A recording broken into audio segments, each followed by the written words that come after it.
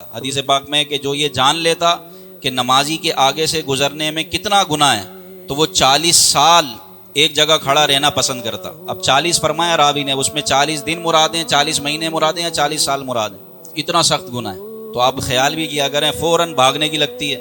اور ایک اور ٹرین چل پڑا ہے، سامنے نمازی نماز پڑھ رہا ہے، 3 صفوں کے آگے سے گزر جاتے ہیں۔ بھائی وہ بہت مسجد نبوی کا حکم ہے، وہ مسجد حرام شریف میں، یہ عام ہماری چھوٹی چھوٹی مسجدوں میں حکم تھوڑی ہے، یا کہیں صحرا میں کھلی جگہ میں آپ نماز پڑھ رہے ہیں تو اس میں حکم ہے کہ 3 صفوں کے آگے سے آپ گزر سکتے ہیں۔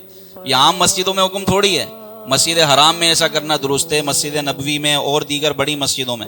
ہمارے محلے کی مسجدوں میں نہیں، یہ بڑی مسجد نہیں کہلائے گی جتنا مسجد حرام بڑی ہے، وہاں سے آپ 3 صفوں کے فاصلے سے گزر سکتے ہیں، یہاں سے نہیں گزر سکتے، یہاں آپ نے انتظار کرنا پڑے گا نمازی کے نماز مکمل کرنے کا، پھر آپ گزر سکیں گے، ورنہ یہ گزرنا گناہ ہوگا۔ اب یہ مسئلہ وہاں کے لیے ہے اور اس کو یہاں امپلائی کر رہے ہیں، وہ گزر رہا بھائی سامنے سے نمازی کے تو گناہگار ہوں گے۔